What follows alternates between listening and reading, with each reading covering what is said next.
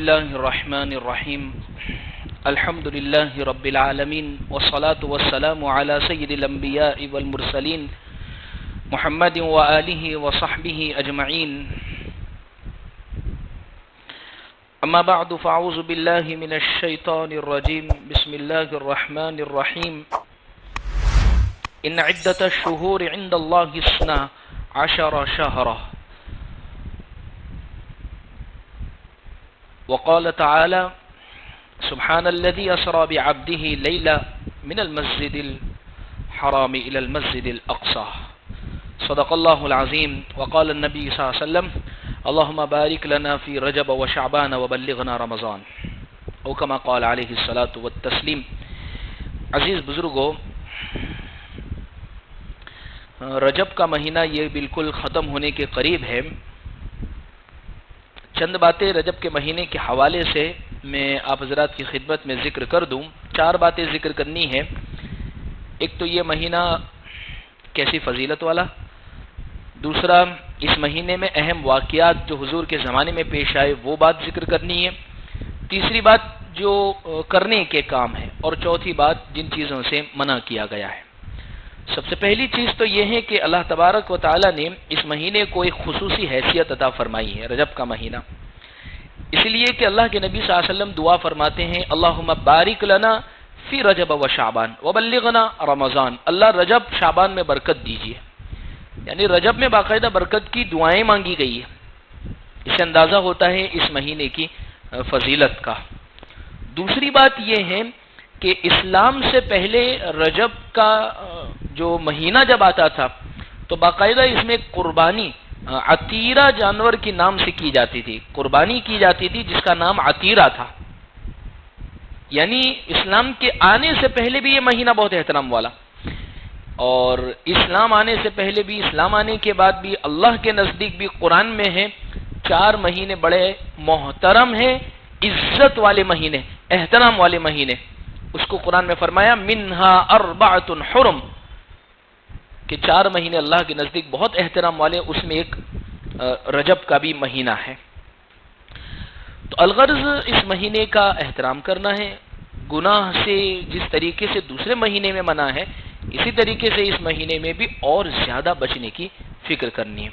خیر، بعض روایتوں میں آتا ہے کہ ایک اہم واقعہ جو پیارے آقا صلی اللہ علیہ وسلم کا معجزہ تھا، جس کو ہم کہتے ہیں سفر معراج. علی اختلاف الروایہ، بعض لوگوں نے کہا ہے معراج ربیع الاول کے مہینے میں پیش آئی، بعض نے اس کے علاوہ، اور بعض نے یہ فرمایا ہے کہ رجب کے مہینے ہی میں حضور کو سفر معراج نصیب ہوا ہے. معراج اللہ قرآن میں فرماتے ہیں 15واں پارہ، پہلا صفحہ، پہلا رکوع، پہلی آیت، کہ پاک ہے وہ ذات جو اپنے بندے محمد صلی اللہ علیہ وسلم کو مسجد حرام سے مسجد اقصی لے گئے، پھر وہاں سے آسمانوں کی سیر کروائی گئی، اور وہاں سے بہت مختلف مقامات سے آپ کو گزارا گیا ہے. سب سے پہلی بات تو یہ دیکھیں، یہ نبی صلی اللہ علیہ وسلم کا معجزہ ہے. اتنے تھوڑے سے ٹائم کے اندر، اتنے تھوڑے سے وقت کے اندر اتنا لمبا سفر طے کرنا، اور وہ بھی اپنے لباس کے اندر. جیسے آج کل تو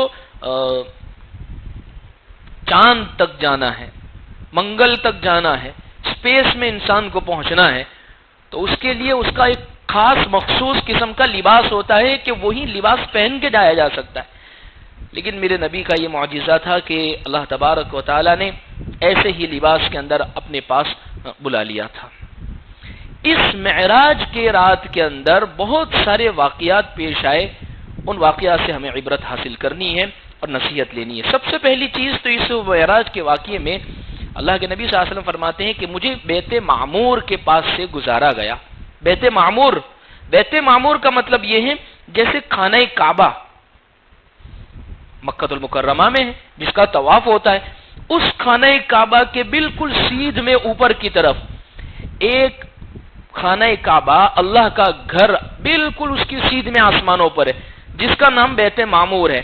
بخاری کی روایت ہے کہ وہ فرشتے اس کا طواف کرتے رہتے ہیں، 70,000 فرشتے، اور ایک مرتبہ جب کوئی وہاں سے گزر جاتا ہے تو واپس دوبارہ اس کا نمبر نہیں آتا ہے۔ وَمَا يَعْلَمُ جُنُودَ رَبِّكَ إِلَّا هُوَ، اللہ کے لشکر، اللہ کی طاقت، اللہ کے فرشتے اتنے زبردست ہے، کتنی تعداد ہوگی اس سے ہم اندازہ لگائیں۔ ایک تو یہ واقعہ معراج کی رات میں پیش آیا کہ آپ نے بیت معمور کو دیکھا۔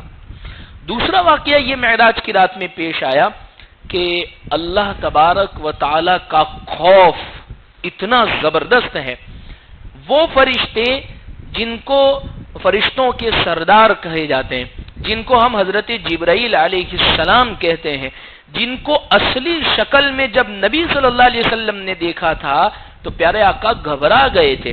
گھر پہ آ کر امی خدیجہ سے کہہ رہے ہیں، خدیجہ زملونی زملونی، مجھے چادر اڑا دو، اس لیے کہ مجھے اپنی جان کا خطرہ محسوس ہو رہا ہے، اس لیے کہ میں نے آج ایسی شکل کو دیکھا کہ جن کو اس سے پہلے میں نے نہیں دیکھا تھا۔ اور روایتوں میں یہ بات ملتی ہے کہ حضرت جبرائیل علیہ السلام جب حضور کے سامنے آئے تو انہوں نے اپنے 2 پر کھول دیے تھے، جس سے مشرق مغرب پوری دنیا ڈھک گئی تھی۔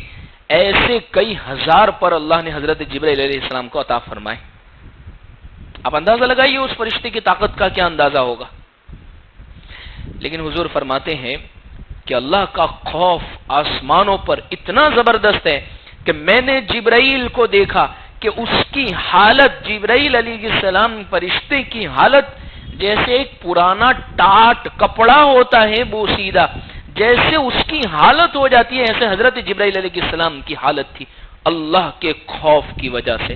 بعض مرتبہ ہمارے دلوں کے اندر اللہ کا خوف پیدا نہیں ہوتا ہے، ہم یہ سمجھتے ہیں، اس چیز کو بہت سرسری طور پر لیتے ہیں، لیکن اللہ کے خوف کا یہ عالم ہے، اللہ تبارک و تعالیٰ کی طاقت کا یہ عالم ہے کہ فرشتے جیسے کانپ رہے۔ یہ دوسری بات جو معراج کی رات میں پیش آئی۔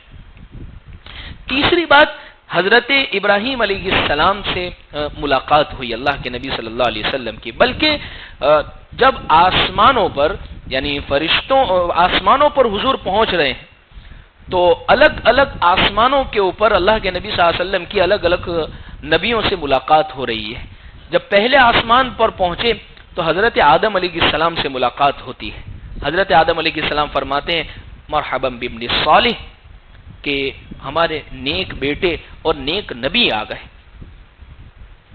ظاہر سی بات ہے کہ استقبال کیا۔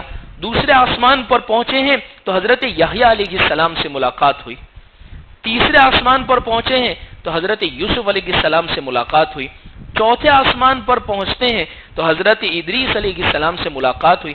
پانچویں آسمان پر حضرت ہارون علیہ السلام سے ملاقات ہوئی۔ چھٹے آسمان پر حضرت موسیٰ علیہ السلام سے ملاقات ہوئی۔ ساتویں آسمان پر حضرت ابراہیم علیہ السلام سے ملاقات ہوئی۔ جب حضرت ابراہیم علیہ السلام سے ملاقات ہوئی تو یہ ایسی روایت ہے کہ حدیث کی کتابوں میں یہ مشہور ہے کہ جب یہ روایت امت کو پہنچے تو امت کے لیے یہ واجب ہے کہ حضرت ابراہیم علیہ السلام نے جو سلام کہلوایا ہے ان کے سلام کا جواب دے۔ حضرت ابراہیم علیہ السلام نے نبی سے فرمایا، پیارے آقا صلی اللہ علیہ وسلم سے کہ اے محمد صلی اللہ علیہ وسلم اپنی امت کو میرا سلام کہنا۔ ہم کہے علیک وعلیہ السلام یا وعلیکم السلام ورحمۃ اللہ وبرکاتہ۔ اور فرمایا کہ جنت جو ہے، جنت وہ ایک زرخیز زمین ہے، یعنی اگنے والی زمین ہے، اپجاؤ زمین ہے، لیکن وہ بالکل چٹیل اور خالی میدان ہے۔ اگر تم چاہتے ہو کہ وہ جنت کے میدان کے اندر، اس وادی کے اندر تمہارے لیے درخت لگے تو تمہیں ان کلمات کو کثرت سے پڑھنا ہوگا، اور وہ کلمات سبحان اللہ والحمد للہ ولا الہ الا اللہ واللہ اکبر۔ اتنی زبردست یہ تسبیح ہے کہ اللہ کے اگر کوئی محبوب کلمات ہے، اللہ کے یہاں کوئی پسندیدہ کلمات ہے تو وہ یہ کلمات ہیں۔ تو ایک تو تیسرا واقعہ یہ پیش آیا تمام نبیوں سے ملاقات، چوتھا واقعہ یہ پیش آیا جو حضرت ابراہیم علیہ السلام سے ملاقات ہو رہی ہے، پانچواں واقعہ یہ پیش آیا کہ جنت اور جہنم کو اللہ کے نبی صلی اللہ علیہ وسلم نے دیکھا۔ جنت کو دیکھا تو بہت اس کی ٹھنڈی ہوا ہے اور بہت سرسبز و شاداب زمین ہے اور بہت بہترین جگہ۔ ظاہر سی بات ہے جہنم پر سے جب گزر ہوا تو اللہ کے نبی صلی اللہ علیہ وسلم نے چند واقعات وہاں ہوتے ہوئے دیکھے چند لوگوں کے ساتھ، یعنی چند کچھ گناہ ایسے ہیں جو وہ لوگ کر رہے تھے، کچھ گنہگار، ان گناہوں کی وجہ سے ان پر عذاب ہو رہا ہے۔ اللہ ہماری حفاظت فرمائے۔ وہ کون کون سے گناہ ہیں اور وہ کون کون سی باتیں ہیں، اللہ سے ہم دعا کرتے ہیں اللہ ہمیں ان باتوں سے بچنے کی توفیق عطا فرمائے۔ سب سے پہلے اللہ کے نبی صلی اللہ علیہ وسلم دیکھ رہے ہیں کچھ لوگ جہنم میں ایسے ہیں جن کے ناخون جو ہے وہ بالکل تانبے کے بنے ہوئے ہیں، تانبے کے بنے ہوئے ناخون ہیں، اور اس ناخون کے ذریعے سے وہ اپنے چہرے پر اور اپنے سینے پر ایسے زخم مار رہے ہیں، جسے چھوٹے بچے جب پیدا ہوتے ہیں تو ان کے ہاتھ میں موزے پہنا دیتے ہیں، کیوں؟ کھلے ہوئے ہاتھ ہونے کی وجہ سے وہ اپنے چہرے کو زخمی کر دیتے۔ جہنم کے اندر باقاعدہ اللہ ان کو ایسے تانبے والے ناخن دیں گے اور وہ اپنے آپ کو اس طریقے سے چہرے زخمی کریں گے، سینے زخمی کریں گے۔ حضور پوچھ رہے ہیں کہ یہ کون لوگ ہیں جن کو اتنا خطرناک عذاب ہو رہا ہے؟ جواب ملتا ہے فرشتے کی طرف سے کہ یہ وہ لوگ ہیں جو آپ کی امت میں غیبت کرنے والے ہیں اور مسلمانوں کی آبرو اور عزت اچھالنے والے لوگ ہیں۔ آج یہ خود اپنے آپ کو ذلیل کر رہے، اپنے چہرہ نوچ رہے، اپنا سینہ نوچ رہے۔ اللہ ہمیں حفاظت فرماوے، اللہ ہمیں بچاوے اس قسم کے عذاب سے اور اس قسم کے گناہ سے۔ دوسرا منظر اللہ کے نبی صلی اللہ علیہ وسلم جہنم میں دیکھ رہے ہیں کہ کچھ وہ لوگ ہیں کہ وہ پاکیزہ گوشت، اچھا گوشت، حلال گوشت چھوڑ کر بالکل بدبودار، سڑا ہوا، بالکل خراب گوشت وہ لوگ بھر بھر کے کھا رہے ہیں۔ جانور جب ہمارے گھروں پر مر جاتا ہے تو ہم اس کو ذبح نہیں کرتے ہیں، ہم اس کو کھاتے نہیں ہیں پھر، اس لیے کہ اس میں سڑن پیدا ہو گئی ہے، بدبو پیدا، اور جو گوشت رکھا ہوا اگر اس میں سڑن پیدا ہو جائے تو ہم اس کو کھاتے نہیں ہیں۔ لیکن جہنم میں کچھ وہ لوگ ہیں جو بالکل سڑا ہوا بدبودار گوشت کھا رہے ہوں گے۔ حضور پوچھتے ہیں کہ یہ کون لوگ ہیں؟ تو فرشتے کا جواب ہوتا ہے یہ وہ لوگ ہیں جو جنسی بے راہ روی یعنی خواہشات کا غلط استعمال کیا کرتے تھے، حلال طریقے پر اپنی خواہش پوری نہیں کرتے تھے، حرام طریقے کے اندر ان کو بہت لذت آتی تھی۔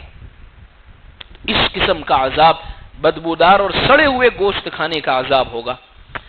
آگے تیسرا منظر اللہ کے نبی صلی اللہ علیہ وسلم دیکھ رہے ہیں کہ کچھ وہ لوگ ہیں جو اپنے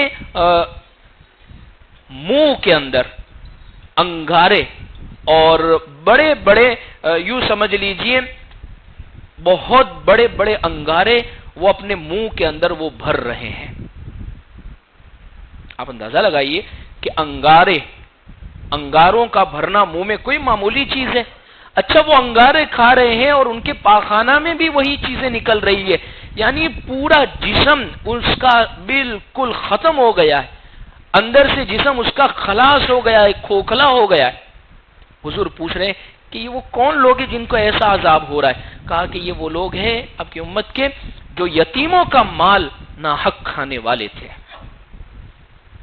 اللہ ہماری حفاظت فرماوے، یتیموں کا مال ناحق کھانے کے ذریعے سے۔ تو یہ تیسری قسم کا عذاب ہے۔ بعض مرتبہ ہمیں علم نہیں ہوتا ہے، ہماری لا علمی کے اندر ہم یتیموں کا مال کھا لیتے ہیں، زور زبردستی کر لیتے ہیں، دبا لیتے ہیں، یتیم اگر کمزور ہے اس کو اس کا حق نہیں دیتے ہیں۔ تو یہ تیسری بات ہے۔ اللہ تبارک و تعالی ہمیں اس گناہ سے بچاوے۔ چوتھی بات اللہ کے نبی صلی اللہ علیہ وسلم دیکھ رہے ہیں کچھ وہ لوگ ہیں جن کے پیٹ بڑے بڑے مکان جیسے، بڑے بڑے گنبد جیسے ہیں، اور حضور اور ان کے پیٹ کے اندر سے سانپ بچھو ان کو ڈنک مار رہے ہیں، یعنی عذاب جسم کے باہر سے نہیں، جسم کے اندر سے ہو رہا ہے۔ حضور پوچھ رہے ہیں یہ کون لوگ ہیں؟ تو فرمایا گیا یہ وہ لوگ ہیں جو دنیا کے اندر سود کھانے والے تھے، بیاج کھانے والے تھے، انٹرسٹ کے اندر پڑے ہوئے تھے۔ اللہ ہماری حفاظت فرمائے۔ 4 منظر ہو گئے۔ 5واں منظر اللہ کے نبی صلی اللہ علیہ وسلم دیکھ رہے ہیں کچھ عورتیں وہ ہیں جن کو سینوں کے اندر آنکڑے آنکڑوں سے ان کے سینوں میں بڑے بڑے سوراخ کیے گئے اور ان آنکڑوں کے ذریعے سے ان کو بالکل بیچوں بیچ میں لٹکایا گیا ہے. جیسے گوشت کی دکان پر ہم گوشت آنکڑے کے اندر بھرا کر قصاب کو دیکھتے ہیں کہ اس نے لٹکایا ہوا، اسی طریقے سے کچھ عورتوں کے سینوں کے اندر آنکڑے ڈال کر ان کو بالکل بیچوں بیچ میں لٹکایا جائے گا. اللہ کے نبی صلی اللہ علیہ وسلم پوچھ رہے یہ کون عورتیں ہیں جن کو اتنا خطرناک عذاب ہو رہا ہے؟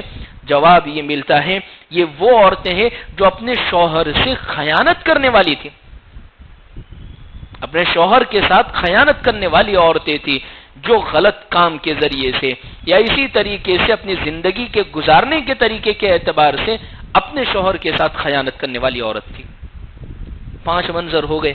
6واں منظر اللہ کے نبی صلی اللہ علیہ وسلم دیکھ رہے ہیں کہ کچھ وہ لوگ ہیں جن کے ہونٹ قینچیوں سے کاٹے جا رہے ہیں، ہونٹ قینچیوں سے کاٹے جا رہے.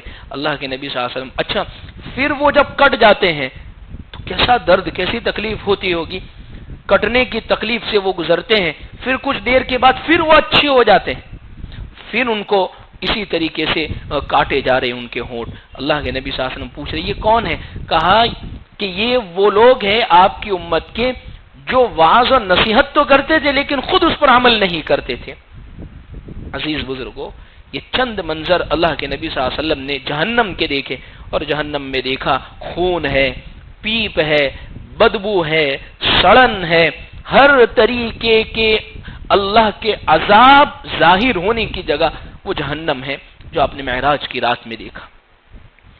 ہم اللہ سے دعا کرتے اللہ ہمیں ان تمام گناہوں سے اللہ ہماری حفاظت فرماوے تاکہ جہنم کے عذاب سے ہم آخر میں بچ سکیں. پھر اس کے بعد اللہ کے نبی صلی اللہ علیہ وسلم معراج ہی کی رات میں آپ کو تحفہ دیا جاتا ہے، گفٹ دیا جاتا ہے. جب ملاقات ہوتی ہے اللہ سے اور جب واپس ہوتے ہیں تو نماز کا تحفہ اور نماز کا گفٹ آپ کو دیا جاتا ہے. اسی لیے تمام عبادتوں میں نماز ایک ایسی عبادت ہے جس کو آسمانوں پر فرض کیا گیا، باقی سب عبادتیں زمینوں پر فرض ہوئی ہے. اس کے بارے میں قرآن کی آیت حکم نازل ہوا، نماز دینے کی باری آئی تو آسمانوں پر بلایا گیا. اس لیے نماز کا ہم اہتمام بہت کریں. نماز ایک ایسی عبادت ہے کہ اللہ تبارک و تعالیٰ نے پچھلی امت میں بھی نماز کو رکھا تھا. حضرت ابراہیم علیہ السلام جب کعبہ بنا رہے تو جب کیا مقصد بتا رہے؟ اس لیے میں بنا رہا ہوں تاکہ لوگ اس کی جانب آوے اور نمازوں کو ادا کرے. حضرت شعیب علیہ السلام جب لوگوں کو دین کی دعوت دے رہے ہیں تو قوم ان کو یہ کہہ رہی ہے یا شعیب الصلاۃ تأمرک ان نترک ما یعبد آباؤنا ونفعل فی اموالنا ما نشاء. کیا شعیب تم ہمیں نماز کا حکم کرتے ہو؟ حضرت موسیٰ علیہ السلام کو نماز کا حکم دے رہے ہیں. حضرت عیسیٰ علیہ السلام بچپن میں جب گواہی دے رہے ہیں تو فرمایا وَأَوْصَانِي بِالصَّلَاةِ، میرے رب نے مجھے نماز کا حکم، یعنی پچھلی امتوں میں بھی نماز تھی. معراج کے رات سے پہلے بھی اس امت میں نماز تھی، بلکہ عشاء کی جو نماز ہے وہ صرف اس امت کی خصوصیت ہے. اس سے پہلی امتوں میں نماز کی شکل الگ تھی، نماز کے وقت الگ تھے، نماز کتنی تعداد وہ الگ تھی. اس امت کے اندر نماز کے ٹائم طے کیے گئے، نماز 5 وقت کی فرض کی گئی ہے اور عشاء کی خصوصیت کے ساتھ دی گئی ہے. اسی لیے حضرت موسیٰ علیہ السلام کا واقعہ پہلے 50 نمازیں فرض ہوئی ہے، لیکن حضرت موسیٰ علیہ السلام سے جب ملاقات ہوتی ہے تو فرماتے میری امت پر تو یہ 2 نمازیں فرض تھیں اور انہوں نے وہ اپنی نمازیں 2 جب پوری نہیں پڑھ پائی تو آپ کی امت 50 کیسے پڑھ پائے گی. اللہ کے نبی صلی اللہ علیہ وسلم واپس جا رہے ہیں، کم ہوتے ہوتے ہوتے ہوتے 5 نماز آئی. اللہ نے فرمایا جو 5 نمازوں کا اہتمام پابندی سے کرے گا اللہ اس کو 50 نمازوں کا ثواب عطا فرمائیں گے. تو آپ دیکھیے تو صحیح، نماز ایک ایسی عبادت ہے جو معراج کا تحفہ ہے. قرآن کے اندر نماز کی اہمیت جب بیان ہوئی ہے 700 جگہ پر اللہ نے نماز کا حکم دیا ہے. قرآن میں سب سے زیادہ اگر کسی کے بارے میں کہا گیا ہو تو کہا نماز اقیم الصلاۃ ان الصلاۃ کانت علی المؤمنین کتابا موقوتا اقیم الصلاۃ وآتوا، یعنی نماز کو 700 جگہ پر فرض کیا گیا ہے. اتنا ہی نہیں، اللہ کے نبی صلی اللہ علیہ وسلم جب کسی سے بیعت لیتے سب سے پہلے ایمان لانے کے بعد جس چیز پر بیعت لی جاتی تھی وہ نماز کے بارے میں. اسلام کے جو 5 ارکان ہیں، نماز اس میں بہت اہم عبادت ہے۔ حضور نے فرمایا اسلام کی بنیاد 5 ستونوں پر ہے، اس میں ایک فرمایا نماز ہے۔ اتنا ہی نہیں، نماز کی اہمیت کا اندازہ ہم اس سے کر سکتے ہیں۔ حضور اتنے ناراض ہوتے ہیں نماز کے چھوڑنے پر کہ فرمایا من ترک الصلاۃ متعمدا فقد کفر، جان بوجھ کر نماز چھوڑنے والا ایسا ہے گویا وہ کفر کے قریب پہنچ گیا۔ مزید اللہ کے نبی صلی اللہ علیہ وسلم فرماتے ہیں کہ جعلت قرۃ عینی فی الصلاۃ، کہ میری آنکھوں کی ٹھنڈک نماز میں ہے۔ یعنی کوئی بندہ نماز پڑھ لیتا ہے تو ایسا ہے حضور کو سکون پہنچا رہا ہے۔ ایک مرتبہ حضرت بلال سے حضور نے فرمایا یا بلال اقمنا الصلاۃ وارحنا بها، بلال نماز پڑھو، نماز پڑھ کر ہمیں سکون پہنچاؤ۔ اب اندازہ لگائیے کہ نماز کی اہمیت کتنی زیادہ ہوگی۔ نماز ایک ایسی عبادت ہے کہ دوسری ساری عبادتیں فرض ہونے کے لیے بالغ ہونے کا انتظار ہے کہ بالغ ہو اس کے بعد فرض۔ نماز ایسی عبادت ہے کہ فرمایا 7 برس کے ہو جاوے بچے تو نماز کا حکم کرو، 10 برس کے ہو جاوے نہ پڑھنے پر ان کو ضرب ہلکی مار لگاؤ۔ کیوں؟ اس کی عادت ڈلوانے کے لیے اللہ کے نبی صلی اللہ علیہ وسلم نے اس کی اہمیت کو سمجھانے کے لیے کہہ رہے۔ اتنا ہی نہیں، اب نماز کی خصوصیت میں غور کریں کہ نماز ایک ایسی عبادت ہے، دوسری سب عبادتیں ایک طبقے پر فرض ہے، ایک طبقے پر۔ نماز ایسی عبادت ہے کہ سب طبقے پر فرض ہے۔ جیسے اس کی مثال سے میں آپ کو بات سمجھاؤں کہ دیکھیے نماز دوسری ساری عبادتیں ایک طبقے پر فرض ہے، جیسے زکوٰۃ تو مالداروں پر فرض ہے، روزہ تندرست پر فرض ہے، حج جس کے پاس مال ہے وہاں تک جانے کی طاقت ہے اس پر فرض ہے۔ نماز ایک ایسی عبادت ہے امیر، غریب، بیمار، تندرست، مرد، عورت، یعنی کوئی بھی طبقہ اٹھا لو نماز ہر ایک پر فرض ہے۔ نماز اور دوسری عبادتوں میں ایک اور فرق، دوسری عبادتیں ایسی ہے کہ یا تو وہ فرض ہے پوری یا تو وہ فرض نہیں ہے۔ ایسا نہیں کہ آدھی کر لیں گے تو وہ ہو جائے گی۔ نماز ایسی عبادت ہے کہ اگر وہ پوری نہیں ہو سکتی ہے تو اس کو ایسے پڑھ لو، جیسے اس کی مثال زکوٰۃ اگر فرض ہے کسی پر تو وہ 2.5% پورا ہی نکالنا فرض ہے۔ کوئی یہ کہے میں 1%، 2%، 2% یا 1% نکال لیتا ہوں میری زکوٰۃ پوری ادا ہو جائے گی، ایسا نہیں، پوری 2.5% نکالنی پڑے گی۔ حج کے لیے پورا مکمل حج کرنا پڑے گا۔ کوئی یوں کہتے ہیں میں یہاں سے نکلتا ہوں جدہ ہاتھ لگا کے واپس آ جاتا ہوں میرا حج ہو جائے گا، تو ایسا آدھا کرنے سے نہیں ہوگا، حج ہی ادا نہیں ہوگا۔ روزہ کوئی یوں کہے کہ میں تو ظہر تک روزہ رکھوں گا، اس کے بعد اپنے سے بھوک برداشت نہیں ہوتی ہے، تو اس کا روزہ مکمل نہیں ہوگا، گنہگار ہوگا۔ نماز ایسی عبادت ہے اگر تو بیمار ہے، کھڑے ہو کر نہیں پڑھ سکتا ہے، چل تو بیٹھ کر پڑھ لے، سفر میں ہے 4 مت پڑھ، تو 2 پڑھ لے۔ اگر تجھے ڈاکٹر نے پانی استعمال کرنے سے منع فرمایا ہے، تو وضو نہیں کر پا رہا ہے، غسل نہیں کر پا، تو تیمم کر لے۔ لیکن ایسی عبادت ہے نماز کہ وہ فرض ہے ہر حال کے اندر۔ اس لیے عزیز بزرگوں ہم نماز کی اہمیت کو سمجھیں۔ نماز اللہ تبارک و تعالیٰ کی توحید کا مظہر ہے، یعنی نماز میں غور کرے تو ایسا لگتا ہے کہ بندہ بس اللہ کی بڑائی بیان کر رہا ہے، اللہ اکبر اللہ اکبر اللہ اکبر اللہ اکبر سمع اللہ لمن حمدہ ربنا ولک الحمد، یعنی یہ کیا کہہ رہا ہے بار بار، بس اللہ کی تعریف اللہ کی تعریف اللہ کی تعریف، اللہ کے سامنے جھکنا اتنا زیادہ۔ پہلے وہ راز و نیاز کی باتیں کر رہا، اللہ دے دیجیے، اللہ ہدایت دے دیجیے، اللہ یہ دے دیجیے، اس پر بس نہیں ہوا تو وہ اور جھک گیا، اس پر بس نہیں ہوا تو پیشانی ڈال دی اللہ کے سامنے بندے نے۔ یہ ہے نماز کی کیفیت، یہ ہے نماز کی چیز۔ اس لیے عزیز بزرگوں نماز کی اہمیت کو سمجھیں۔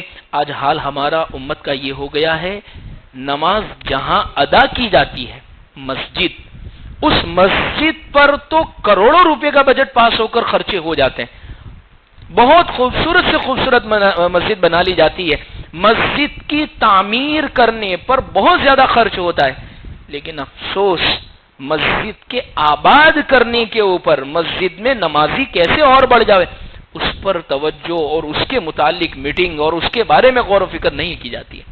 جمعہ اور عید ایک ایسا موقع ہے جس میں سب مسجدیں بھر جاتی ہے، لیکن دوسری نمازوں کے اندر پوری مسجدوں کا 25% حصہ بھی نہیں بھرتا ہے. دوسری نمازوں کا حال یہ ہے ہمارا. اللہ ہمیں نماز کی اہمیت، تو یہ معراج کی رات کا بہت اہم تحفہ ہے. اس لیے عزیز بزرگوں، اللہ کے نبی صلی اللہ علیہ وسلم کی اگر آنکھوں کو ٹھنڈک پہنچانا چاہتے، نمازوں کا اہتمام کرے. تو یہ وہ کام ہے جو کرنے کا ہے، جو معراج کی رات میں ملا ہے. چند وہ کام ہے جو رجب کے مہینے میں یا اسی طریقے سے اس مہینے کے اندر ثابت نہیں ہے. جیسے بعض لوگ کہتے ہیں رجب کے مہینے کا کوئی خاص روزہ، 27 رجب کا روزہ یا فلاں دن کا روزہ، تو ایسا کوئی خاص روزہ جو رجب کے مہینے کے لیے خاص ہو، ایسا کوئی روزہ اس مہینے میں ثابت نہیں ہے. ہاں 13، 14، 15 جو سنت روزے ہیں، یا اسی طریقے سے پیر اور جمعرات جو سنت روزے ہیں، اگر وہ رکھتے ہیں تو فبیہ. لیکن اگر رجب کی خصوصیت سمجھ کر اس میں یہ روزہ ہے، ایسی کوئی خصوصیت نبی سے ثابت نہیں. اسی طریقے سے 27 رجب کی رات کو یہ سمجھا جاتا ہے کہ یہ جاگنے کی رات ہے، عبادت کی رات ہے، یہ رات شب قدر سے بھی افضل ہے. تو ایسی کوئی فضیلت حدیث کی کتابوں میں اس رات کی نہیں ملتی ہے. اتنا ہی نہیں، بعض مخصوص نمازیں کہ یہ رجب کی نماز ہے اور یہ فلاں ایسی کوئی نماز، ایسی کوئی عبادت اس مہینے کے اندر ثابت نہیں ہے. 22 رجب کو ایک مخصوص رجب کے مہینے کا عمل یہ کرتے ہیں. خیر اب تو بہت نادر ہو گیا، لیکن نی جیسا ہو گیا، لیکن پھر بھی میں بیان کر دوں. 22 رجب کو کہتے ہیں کہ یہ جعفری کنڈے ہیں، یعنی کنڈے کی نیاز بنا کر تقسیم کرنا. یاد رکھے اسلام میں کنڈے کا کوئی تصور نہیں، بلکہ یہ گناہ ہے. وجہ اس کی یہ ہے، دیکھیے دشمنان صحابہ کے جو دشمن ہیں ان کی طرف سے ایک پروپیگنڈا کیا ہوا ہے، یہ پیش کیا جاتا ہے کہ حضرت جعفر رضی اللہ عنہ 22 رجب کو پیدا ہوئے تھے، اس لیے ہم کنڈے بنا کر، کھیر بنا کر، پوری بنا کر لوگوں میں تقسیم کرتے ہیں، ان کو کھلاتے ہیں. یہ ایک خوشی کا موقع ہے، لیکن اس کے پیچھے بہت بڑا پروپیگنڈا ہے، بہت بڑا جھوٹ ہے. جھوٹ سب سے پہلی بات تو کہ 22 رجب کو حضرت جعفر کی پیدائش کا دن ہے ہی نہیں. دشمنان صحابہ کی طرف سے بات دراصل یہ ہوئے 22 رجب حضرت امیر معاویہ رضی اللہ عنہ کی وفات کا دن ہے. جس وقت حضرت امیر معاویہ کا انتقال ہوا تو اس وقت کچھ لوگ تھے جو صحابہ کے دشمن تھے. انہوں نے کیا کیا، اس لیے کہ دیکھیے اسلامی حکومت تھی اور مسلمانوں کا اور اسلام کا غلبہ تھا، تو ان کی ہمت یہ تو نہیں ہوئی کہ سب لوگوں کے درمیان میں مٹھائی تقسیم کرے، لیکن انہوں نے اپنے اپنے گھروں پر خوشیاں بنا لی کہ چلو آج امیر معاویہ نہیں رہے، اور انہوں نے وہ خوشیاں تقسیم کر لی.